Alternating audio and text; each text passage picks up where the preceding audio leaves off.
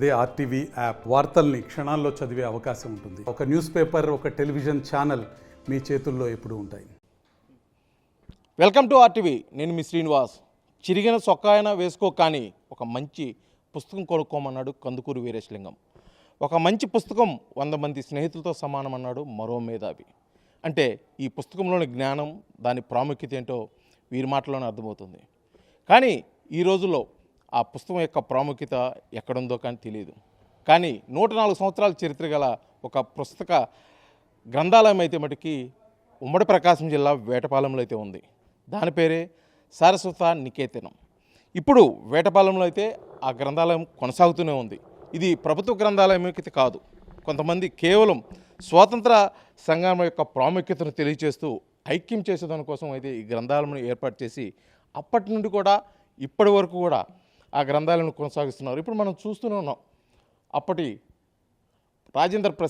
బాబు రాజేంద్ర ప్రసాద్ నెలకొల్పిన స్తూపం ఆయన శంకుస్థాపన చేశారు. ఈ గ్రంథాలయం విజిట్ చేయడం కూడా జరిగింది. ఈ గ్రంథాలయాన్ని విజిట్ ఎంతోమంది ప్రాముఖ్యులు, అంటే పింగళ వెంకయ్య దగ్గర నుంచి కానీ మహాత్మా గాంధీ కూడా ఈ గ్రంథాలయాన్ని విజిట్ చేశారంటే ఈ గ్రంథాలయం యొక్క ప్రాముఖ్యత తెలుస్తుంది. ఈ గ్రంథాలయంలో ఇప్పటికీ సుమారు 125,000 పుస్తకాలు ఇక్కడ ఉన్నాయి. నిత్యం ఎంతోమంది ఇక్కడికి వచ్చి పుస్తకాలు పఠించి జ్ఞానాన్ని అయితే పొందుతూ ఉన్నారు.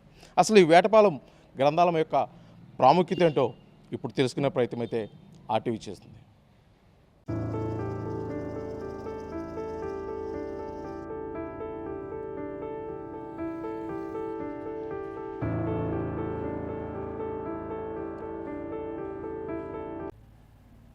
ప్రస్తుతం మనం ఫౌండర్ మెంబర్ ఊటుకూరి సుబ్రాయ శ్రేష్ఠి గారి స్థాపించబడినటువంటి 100 సంవత్సరాల చరిత్ర గల ప్రైవేట్ గ్రంథాలయం వేటపాలెంలో అయితే ఉన్నాం. ఇప్పుడు మనతో పాటు ఉన్నారు లైబ్రేరియన్ శ్రీవల్లి గారు, అదేవిధంగా శాంతారాం గారు. వారు మాట్లాడి తెలుసుకున్న ప్రయత్నం చేద్దాం. సార్ నమస్తే. నమస్తే మేడం. నమస్తే.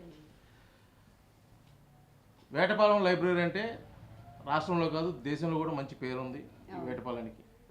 అసలు ఈ వేటపాలెంలో ఇటువంటి లైబ్రరీ పెట్టడానికి గల కారణం ఏమైంది, ఎప్పుడు పెట్టారు, ఎవరు పెట్టారు?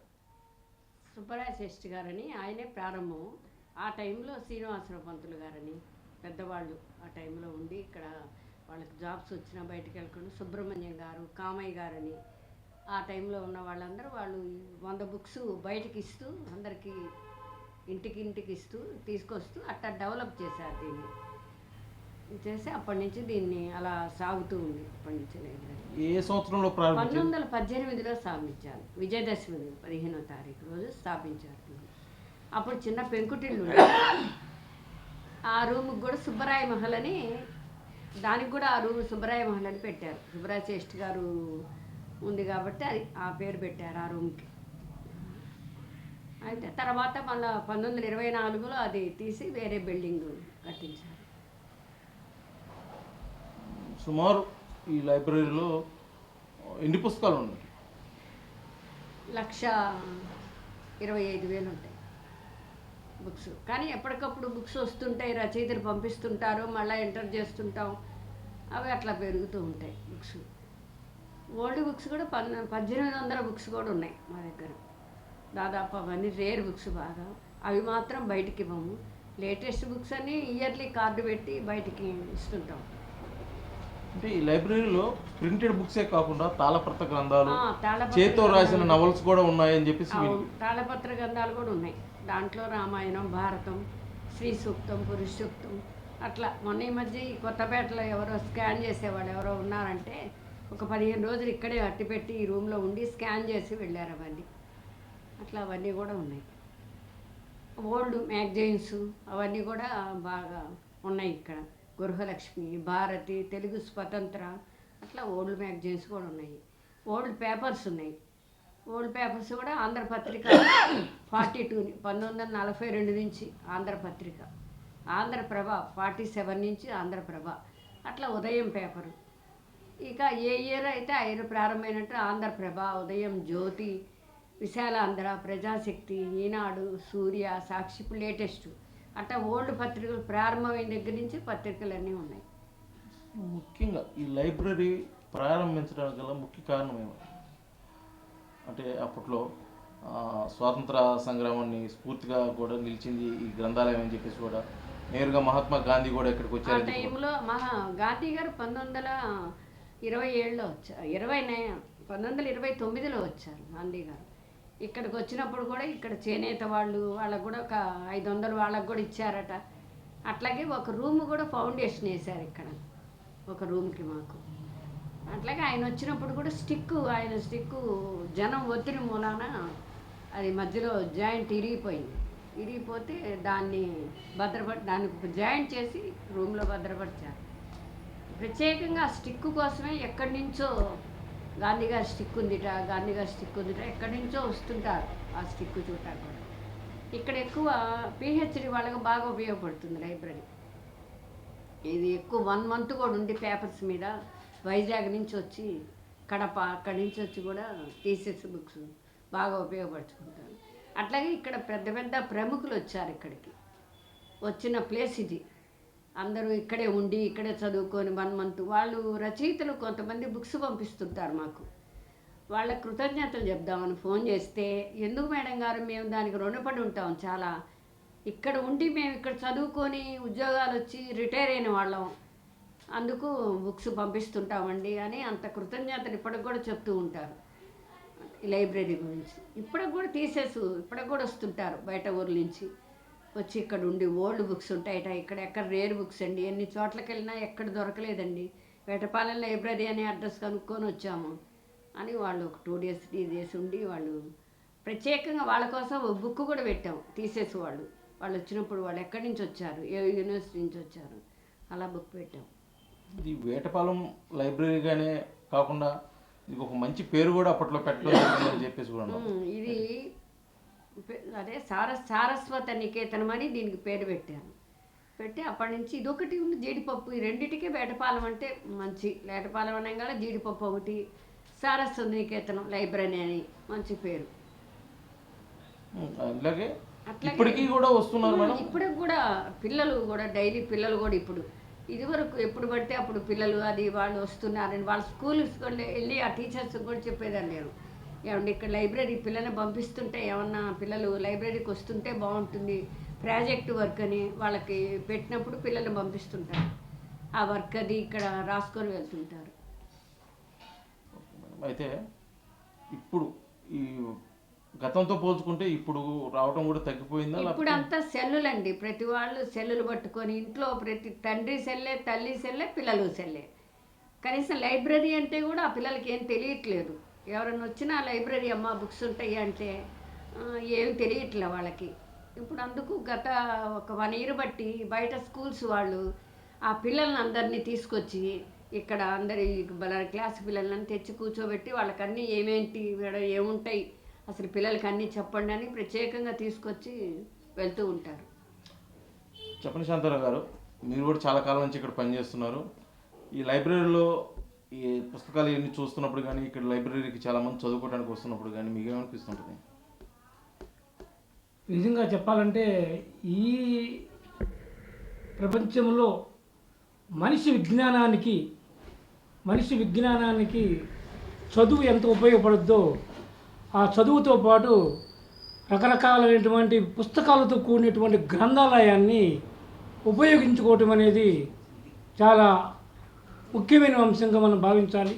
ఎందుకంటే మనిషి పురోగతికి, విజ్ఞానానికి, మనిషికి సంబంధించినటువంటి ఏ విషయాన్నైనా పొందుపరిచి మహా రచయితలు కూడా పుస్తకాల్లో పొందుపరిచారు. ఆ పుస్తకాలు చదవటం వల్ల మనిషి తన యొక్క విజ్ఞానాన్ని పెంపొందించడానికి ప్రయత్నం చేస్తూనే ఉన్నారు, ఇంకా రాస్తూనే ఉన్నారు. ఇంకా దేశ అభివృద్ధి కోసం ఇంకా మహామహనులు తన పుస్తకాల్లో వాళ్ళ యొక్క తెలివిని ఉపయోగించి దేశ భవిష్యత్తు కోసం ముందుకు పోయే విధంగా, విజ్ఞానాన్ని పెంపొందించే విధంగా చేస్తున్నారు కొంతమంది పెద్దవాళ్ళు. కాకపోతే ఇప్పుడు అందరూ సెల్ ఫోన్, ట్యాబ్లు, కంప్యూటర్లు వచ్చిన తర్వాత ఈ పుస్తకాలు చదవడం తగ్గిపోయింది కదా. ఇక్కడ ముఖ్యంగా ఈ గ్రంథాలయానికి అయితే ఒక చరిత్ర ఉంది. ఇక్కడికి పబ్లిక్ రావడం కూడా తగ్గిపోయిందా, లేకపోతే యథావిధిగా ఎప్పుడు వచ్చేవాళ్ళు వస్తున్నారా? అసలు ఎలా ఉంది ఇక్కడ? మేడం గారు చెప్పినట్లు ఇప్పుడంతా మొబైల్ మీద ఆధారపడి ప్రపంచం నడుస్తుంది చెప్పాలంటే. కానీ మొబైల్ వల్ల మనిషి తన విజ్ఞానాన్ని పోగొట్టుకుంటాడు, అది ఆరోగ్యపరంగా కూడా ఎంత ప్రమాదకరమో గ్రహించలేకపోతున్నారు. పెద్దవాళ్ళు ఈ మధ్య కొంతమంది పెద్దవాళ్ళు నేను మాట్లాడినప్పుడు మా పిల్లలకి నేను మొబైల్ ఇవ్వటం లేదు, దానివల్ల చదువులు పాడవుతున్నాయి, అందువల్ల దాన్ని తగ్గించడానికి ప్రయత్నం చేస్తున్నారని కొంతమంది పేరెంట్స్ చెప్పడం జరిగింది. అందువల్ల మొబైల్ ఒక విశిష్టతని ఎంతవరకు ఉపయోగించుకోవాలో అంతవరకు ఉపయోగించుకోవాలి. కానీ మనిషి యొక్క విజ్ఞానాన్ని పెంపొందించడానికి లైబ్రరీలు ఉపయోగపడతాయి, పుస్తకం చదవటం వల్ల ఉపయోగపడతాయి, పుస్తకం చదవటం వల్ల మనిషి విజ్ఞానానికి ఉపయోగపడతాయి అని గ్రహించడం ఈ మధ్య చాలా తక్కువైపోయింది. ఇంత ప్రాముఖ్యత ఉన్న ఈ గ్రంథాలయం అంటే సుమారు 104 సంవత్సరాల ఉన్న చరిత్ర. ముఖ్యంగా ప్రభుత్వ లైబ్రరీ అయితే గవర్నమెంట్ శాలరీస్ ఇస్తుంది, ఇది ప్రైవేటు అంటే కొంతమంది వ్యక్తులు స్వచ్ఛందంగా స్థాపించినటువంటి లైబ్రరీ. ఇక్కడ ఈ మెయింటెనెన్స్కి కానీ అంటే మీకు శాలరీస్ ఇవ్వడానికి కానీ ఎలాగా అంటే ఏ విధంగా మొబిలైజ్ చేస్తారు? ఎవరైనా దాతలు ముందుకు వస్తారా, లేకపోతే ట్రస్ట్ వాళ్ళు ముందుకు వస్తారా? ఎలా జరుగుతుంది? మేడం గారు మీరు ఇది కొంచెం మేనేజ్మెంట్తో కూడి వ్యవహారం కదా, అందువల్ల ఈ గ్రంథాలయాన్ని ఊటికూరి సుబ్బరాయ శాస్త్రి గారు 1918లో స్థాపించారు. ప్రజలకి పుస్తకం చదవటం వల్ల ఎంతో ఉపయోగమే, భవిష్యత్తులో ఊహించి జనాలని మోడిఫై చేయడానికి ఈ గ్రంథాలయాన్ని భవిష్యత్తుకు ఉపయోగపడదని వాళ్ళు ఊహించి స్థాపించారు. దాన్ని ఇప్పటి వరకు వారి తరాల వారు, ఈ మేనేజ్మెంట్ వారు కూడా దాన్ని కొనసాగిస్తూ వస్తున్నారు. కేవిడి మల్లికార్జునరావు గారని ఆయన మేనల్లుడు శ్రేష్ఠి గారు, అట్లా ఆయన తరంతరం ఈయన తీసుకొని ఈయన దాన్ని నడుపుతున్నారు. ఆయన ఇప్పుడు పెద్దవారయ్యారు, ఆయన పిల్లలు వాళ్ళు దీన్ని నడుపుతున్నారు. ప్రైవేట్ శాలరీ అంటే ప్రైవేట్ అంటే మేము మన అనుకొని మేము ఇక్కడ చేస్తూ ఉంటాం, శాలరీ కావాలని లేకుండా. కానీ వాళ్ళు బాగానే చూస్తారు మమ్మల్ని. మొన్న కరోనా వస్తే మాకు 1 year లైబ్రరీ కూడా ఆపేసినా కూడా మేము ఇళ్లలో ఉన్నా కూడా వాళ్ళు మాకు శాలరీ ఇచ్చారు. అది మాత్రం సూపర్. అసలే తక్కువ, వీళ్ళు ఎట్లా బతుకుతారు, మన లైబ్రరీ మీదే ఆధారపడి ఉన్నారు కదా, వీళ్ళని శాలరీస్ ఇచ్చారు. ఇప్పుడు కూడా మమ్మల్ని వాళ్ళు బాగా చూస్తారు. తక్కువ శాలరీస్, కానీ గవర్నమెంట్ పరంగా ఏమి రాదు దీనికి. ఇది ప్రైవేట్ సంస్థ, వీళ్ళే నడుపుతున్నారు. ఇప్పుడన్నా ప్రభుత్వాన్ని మీరు సంప్రదించడం కూడా ఏమైనా జరిగిందా మేడం? అంటే దీన్ని కొద్దిగా అంటే కొంతమంది వస్తుంటారు, పెద్దవాళ్ళు వస్తూ చూసి వెళ్తారు. మేము ఇది పక్కన ప్లేస్ ఉంది మాకు ఇయర్ పేపర్స్ కష్టమవుతుంది ఇక్కడ భద్రపరచాలంటే. ఈ రూమ్ కొంచెం డెవలప్ చేసి ప్లేస్ అది చేయాలని చెప్తున్నాము, అందరికి చదువుతున్నాం. వచ్చిన పెద్దవాళ్ళకి చెప్తే అట్లానండి చేస్తాం అది అంటున్నారు. ఇంతవరకు ఏమీ లేదు, కానీ మేము అట్లా పెద్దవాళ్ళైన వాళ్ళు కొంచెం ముందుకొచ్చి ఈ లైబ్రరీ ఏంటి అని చేయాలనే మేము కూడా అనుకుంటున్నాం. కొంచెం ఇది ఇక్కడ పరిస్థితి. 100 సంవత్సరాల చరిత్ర ఉన్న ఈ లైబ్రరీ ద్వారా ఎంతోమంది మేధావులు తయారవడం జరిగింది. ఎంతోమంది మేధావులు ఈ లైబ్రరీని విజిట్ చేయడం కూడా జరిగింది.